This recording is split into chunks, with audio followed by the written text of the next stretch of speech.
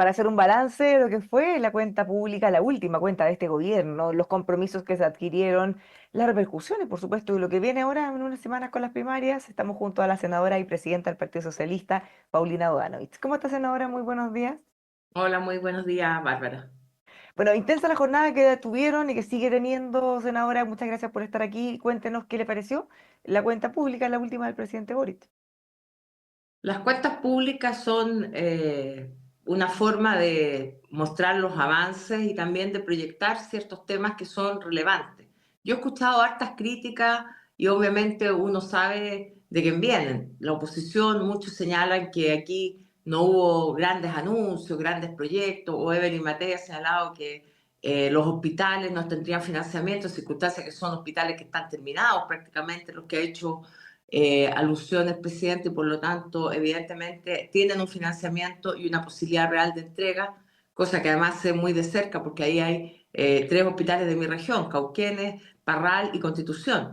Así es que creo que el ánimo de repente, Bárbara, es un ánimo muy confrontacional con el que se escucha las cuentas públicas y cada uno toma una parte en la medida que le conviene o no le conviene. Eso no le hace bien a la política. Y creo que finalmente la cuenta del presidente es un resumen de estos 4 años de gobierno, pero lo que yo tomo como elementos más de fondo no son los anuncios, porque sí hay anuncios importantes sin duda, sino más bien el ánimo con que él enfrenta esto. Parte diciéndolo, que no es un ánimo autocomplaciente. En segundo lugar, que quedan muchas cosas por hacer. Hizo varias veces alusión a que aquí había políticas de Estado, es decir, que tienen que ser continuadas por futuros gobiernos. Hizo un reconocimiento al presidente Piñera y a su política de salubridad pública en tiempos de la pandemia, y que dijo, muchos fuimos críticos y justamente.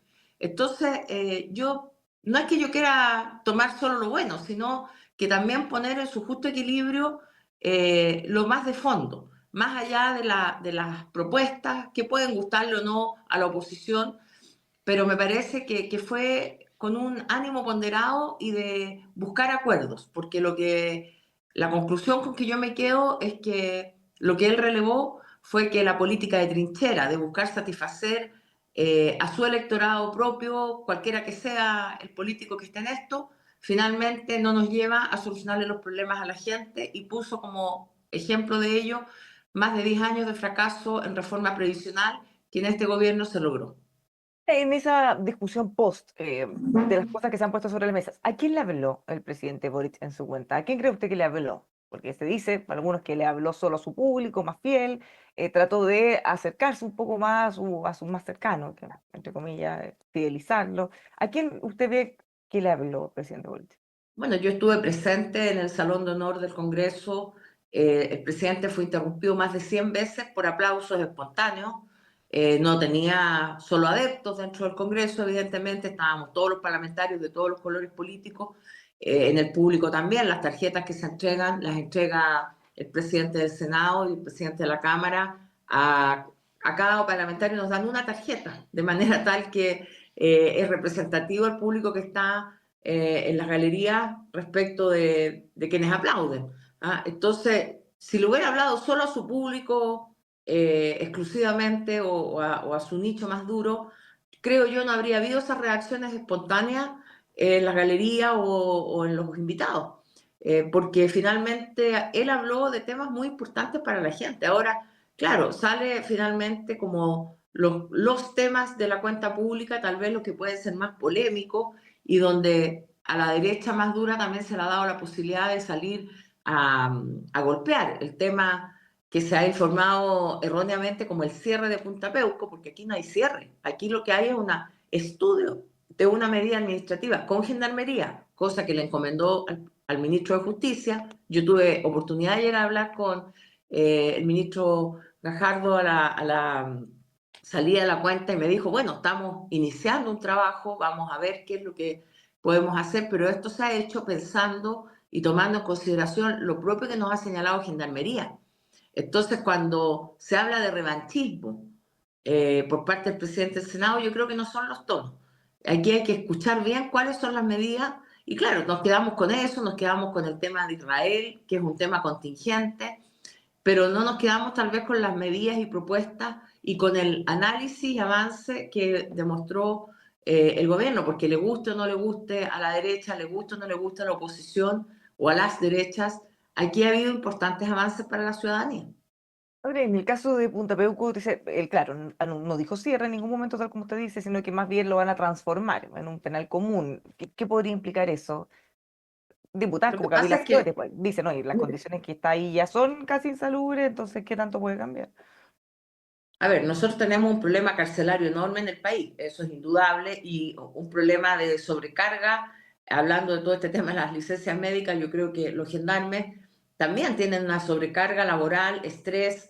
Yo trabajé en el Ministerio de Justicia en el segundo gobierno de la presidenta Bachelet, y la verdad es que cuando uno se entrevista con los gendarmes, ellos dicen que ellos son más presos que los presos, porque ellos viven una vida dentro de las cárceles, de manera tal que el estrés laboral, piensen lo que significa la poca dotación, estar incomunicados dentro, porque los bloqueadores de señal también los dejan a ellos en una posición compleja.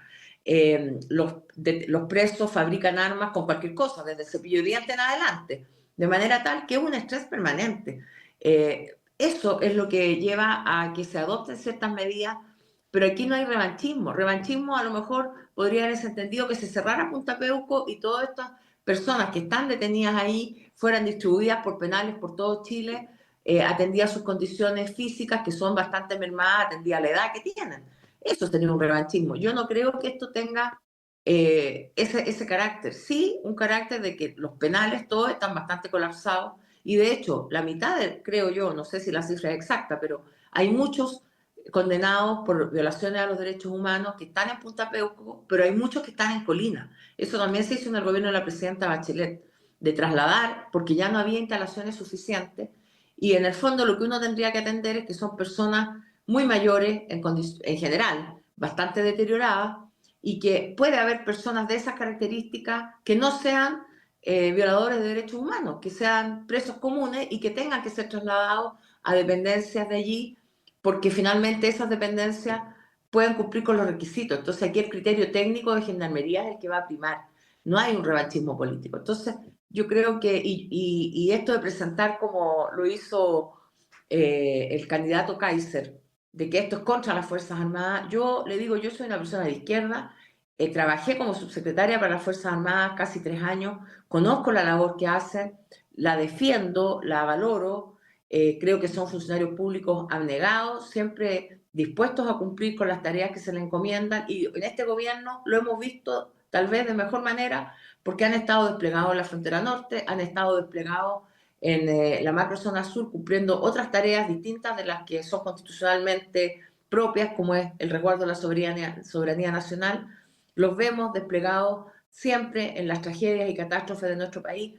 Por lo tanto, mi valoración hacia las Fuerzas Armadas es muy grande, pero eso no quiere decir que los derechos humanos que fueron violados en Chile hoy día tengan que tener los violadores de derechos humanos características distintas o especiales respecto a cualquier persona que esté condenada por otros delitos.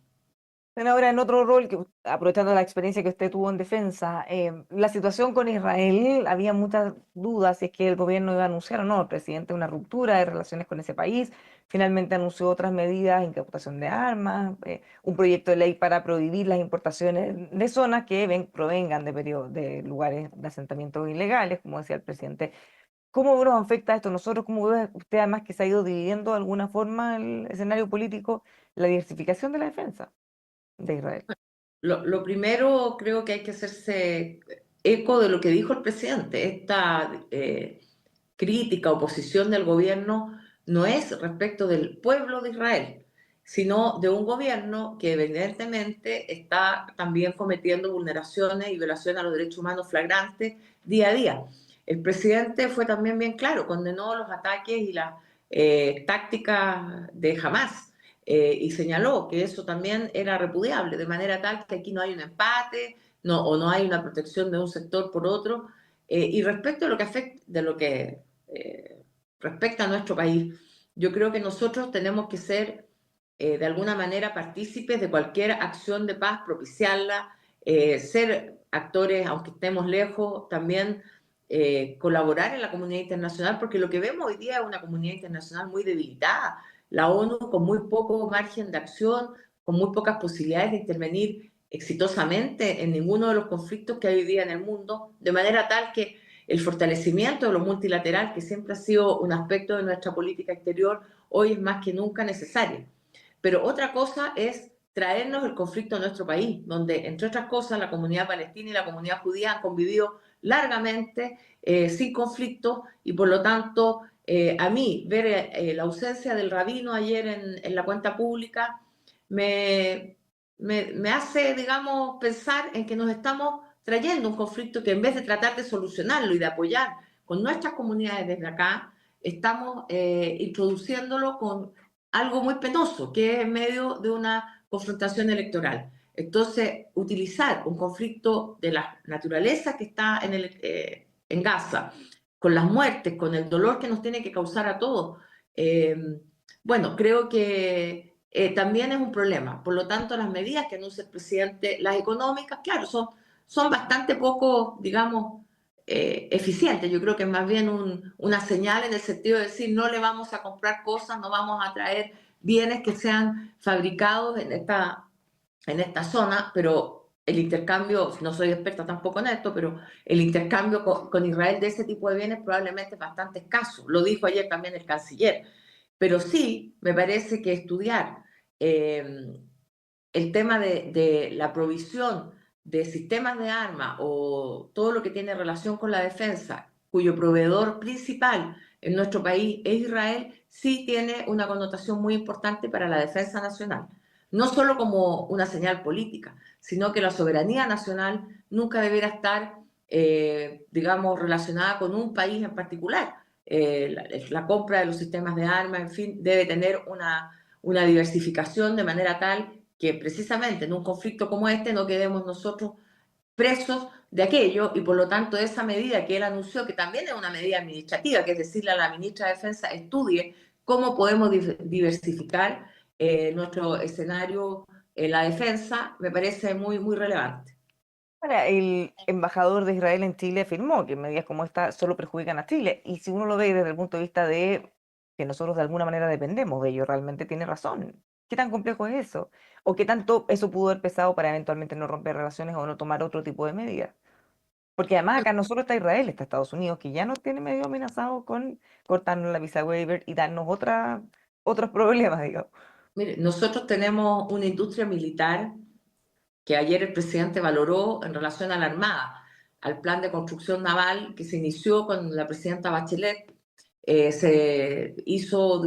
Digamos, se empezó a construir el, el almirante Biel, que ya está surcando las aguas de nuestros mares, particularmente en la Antártica, es un rompehielos. Y eso se hizo, se autorizaron los fondos en el gobierno de la presidenta. Yo era la subsecretaria, así que conozco muy bien el desarrollo de esto, pero lo importante es que ese barco que se pudo haber comprado en el extranjero se construyó íntegramente en Chile, de manera tal que la capacidad que nosotros tenemos para aquello es muy, muy relevante. Imagínense lo que es un astillero de ASMAR construyendo esto con sistemas muy modernos, con sistemas eléctricos. Lo importante a lo mejor no es la construcción del buque, digamos, de lo externo, es todo lo que lleva adentro. Eso es lo que hace distinto los sistemas de armas. Y finalmente, que esa capacidad la tengamos en Chile nos hace pensar que podemos tener una arista de desarrollo muy importante desde ese mundo. ASMAR es una empresa del Estado, pero en la que trabaja personal civil también, no solamente funcionarios de la Armada, está relacionada con la Armada, y lo mismo la empresa nacional aeronáutica, ENAER, que fue muy potente en su tiempo, que dio mucho trabajo, mucha gente de la comuna del Bosque, cercana a la base aérea del Bosque, tenía trabajo en distintos temas que tenían que ver con la aeronáutica. Eso, lamentablemente, en el primer gobierno del presidente Piñera fue a la baja, prácticamente se recibió en el gobierno de la presidenta Bachelet en AER con números rojos, porque no hubo una definición clara de que fuera importante mantener esta empresa nacional aeronáutica con alta productividad. Y lo mismo con FAMAE, que es del ejército. Entonces, a veces se critican estas empresas nacionales creyendo que solo su función es tener números azules. Obviamente toda empresa tiene que tener números azules, pero también Aquí tenemos que tener una visión estratégica de lo que significa el resguardo de nuestra independencia para el resguardo de la soberanía nacional y que estas industrias de la defensa también sean potenciadas como un criterio de Estado, que es lo que aludía el presidente, no de un gobierno, que llega a otro gobierno y piensa al contrario y lo echa hacia atrás. Y así no se avanza. Entonces a mí me parece bien relevante esta política que se le ha encargado a la ministra de Defensa. Una última cosa respecto a Israel, porque usted dice que le preocupa que estamos viendo que se está importando el conflicto, incluso uno ve comunidades que convivían perfectamente sin problemas, ahora ya se nota tensión, hemos tenido también algunos incidentes. ¿No tiene, o cree que usted que tiene algo de responsabilidad en eso el gobierno y en particular el presidente Gabriel Boric? No le recibió las credenciales democráticas al embajador, después lo de FIDAE, y con todas las declaraciones que le ha hecho hasta llegar a Claro, este punto. cuando son políticas de Estado, como alude el presidente, uno en el fondo tendría que esperar que también, así como él ha dicho, que no se va a romper relaciones, porque no es algo que sea positivo para el decurso de lo que viene, bueno, también uno esperaría que se mantenga ese estándar por todo, desde el presidente de la República, que fija la política exterior, su canciller, también y principalmente por los partidos de gobierno. Y finalmente, por todo, porque la línea política internacional no se fija para un grupo ni se fija para un sector, se fija para el país, porque es las relaciones entre estados. Entonces, la ilegitimidad del gobierno hoy día de Netanyahu no puede afectar las relaciones entre dos estados que las han tenido históricamente y donde es necesario probablemente mantenerlas. Ni siquiera con Venezuela se han cortado las relaciones internacionales entre los estados, entendiendo la complejidad que tenemos hoy día en que Venezuela retiró, expulsó a nuestra delegación. Todos escuchamos al embajador Gasmuri en su momento, cómo en 2 días tuvo que desarmar la legación, traerla de vuelta, había una guaguita recién nacida, no sé si te acuerdas, Bárbara, en fin, Sí. Sí. todo eso que podría ser una agresión directa a nuestro país, el presidente la ponderó y evitó romper relaciones porque finalmente romper las relaciones nos deja en el peor de los escenarios, que es romper la comunicación con otro Estado. De manera tal que yo espero que, hecha esta aclaración por el presidente, no volvamos esto un conflicto entre los pueblos y que desde Chile podamos reforzar lo multilateral, hacer todas las acciones de paz. Quienes son creyentes de cualquier fe también, que seamos capaces de aportar con la oración, porque este conflicto tiene un impacto humanitario muy grave. Vemos las imágenes, niños, en fin, familias enteras, las situaciones que están. La verdad es que es algo que nos tiene que doler y no naturalizarlo, porque pareciera ser hoy día que con el acceso que tenemos a las comunicaciones y a las redes sociales, ya nada conmueve a nadie. Y yo creo que también es importante que aportemos incluso desde la oración. En otro tema, de las cosas que anunció o que dijo el presidente, el llamado a participar en primaria. ¿Cómo lo ve usted? Algunos lo interpretan como un temor del oficialismo de que no prendan esta primaria y que vote poca gente. ¿Lo ve así? Mire, para que no nos hagamos trampa en solitario, hoy día la política es difícil. La gente no tiene una buena evaluación de los políticos en general, no tiene una buena evaluación de la política porque ve tal vez que hay mucho ruido y pocas nueces, ve mucha actividad y poca efectividad. Y es lo que finalmente ve, porque ve discusiones, ve peleas, ve dimes y diretes y no sale la solución. Entonces yo creo que nosotros desde la política tenemos esa obligación.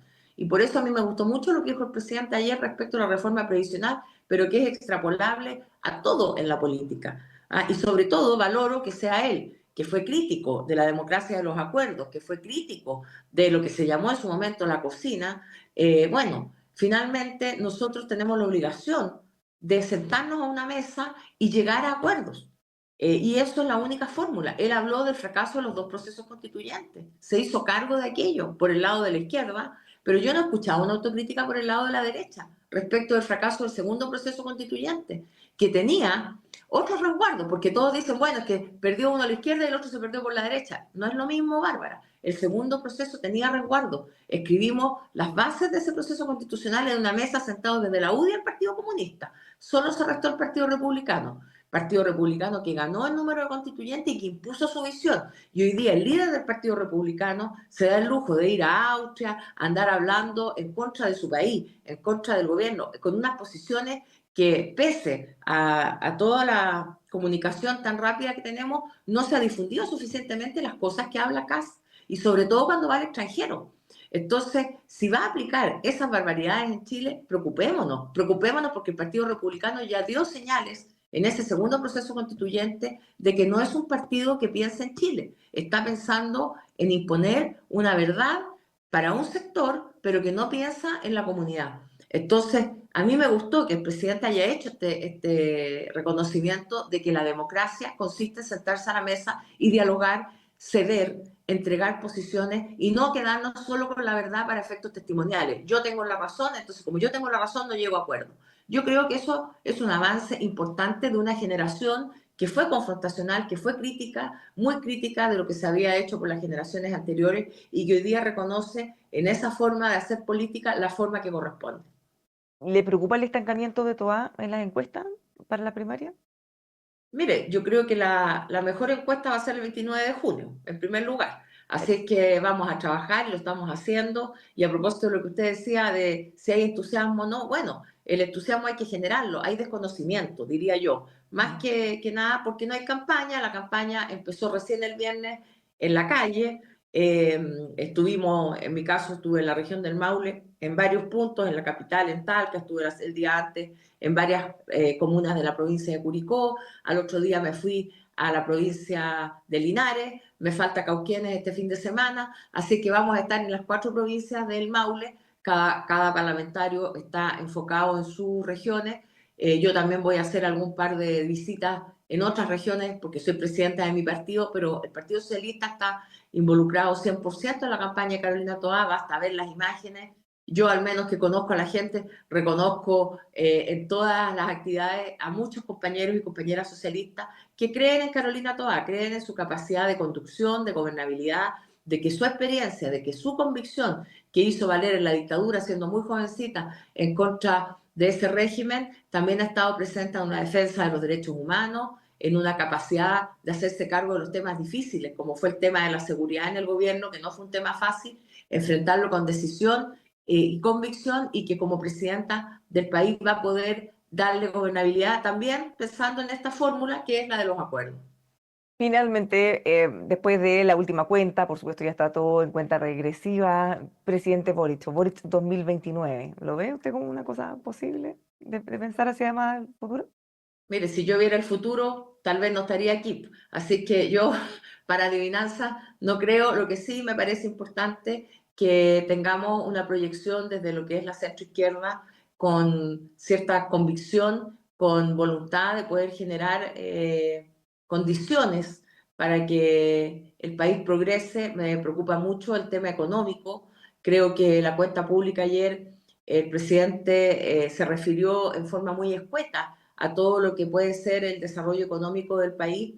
Habría gustado que tal vez hubiera un mayor desarrollo de eso. Entiendo también que si él hubiera desarrollado mucho las ideas, probablemente la crítica habría sido que de lo que él está ofreciendo no lo va a poder cumplir próximamente, y por lo tanto probablemente fue esa la decisión que se tomó. Pero Pero sí vio ahí, nosotros. perdón que la interrumpa, pero vio ahí, sobre todo en esa parte, porque ha sido de las más criticadas, algunos la acusan de decir cosas que no eran precisas, incluso falsas respecto a la formalidad o no. Si uno ve las críticas, las alertas que levantaba el Consejo Fiscal Autónomo, como que no se condice para nada con el país que estaba mostrando el presidente, al menos en la cifra económica. Bueno, creo que aquí el tema, mire, de los números, las encuestas y las proyecciones, sobre todo en economía, quiero decirle que hay muchos parámetros distintos. Entonces, yo con lo que me quedo es con la convicción que ha manifestado el presidente que es necesario el crecimiento económico, pensando en que había muchos dentro del gobierno en su inicio que hablaban del decrecimiento, que eran adoradores de esa teoría, y por lo tanto escuchar al presidente me da la tranquilidad de que hemos mutado a una cosa que es razonable, que es un crecimiento respetuoso del medio ambiente, respetuoso de las personas. Muchas veces se habla de la permisología y se olvida que estos trámites también están hechos para cautelar a las personas. Por ejemplo, hoy día en mi región, en el Maule, se está aprobando una chanchera en el sector de Sagrada Familia que puede perjudicar a miles de habitantes, porque sabemos los olores, recordemos el caso de Freirina. Entonces, no toda actividad económica se puede desarrollar en todo lugar ni a cualquier costo. Y yo creo que esa es la enseñanza, pero que necesitamos el crecimiento económico, eso lo sabemos desde el socialismo democrático, desde el Partido Socialista hemos sido impulsores de aquello históricamente, pero escucharlo de boca del presidente a mí me da una tranquilidad para el futuro de que podemos seguir trabajando y construyendo juntos. Muchísimas gracias, senadora, por conversar con nosotros. Que tenga una muy buena semana. Muchas gracias, Bárbara. Muy buenos días. Igualmente. Los dejamos invitados a que sigan con nosotros aquí en emol.com.